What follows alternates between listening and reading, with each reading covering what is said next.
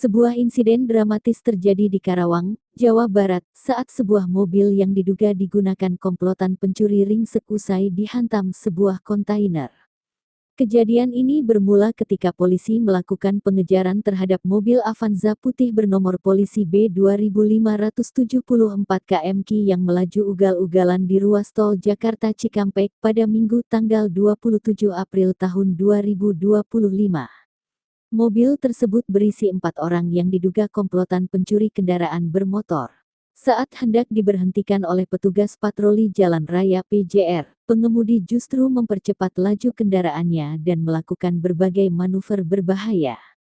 Setelah menerobos gerbang tol Dawuan dan keluar ke jalan arteri, pengemudi mobil tersebut sempat berusaha kabur dengan putar balik secara mendadak.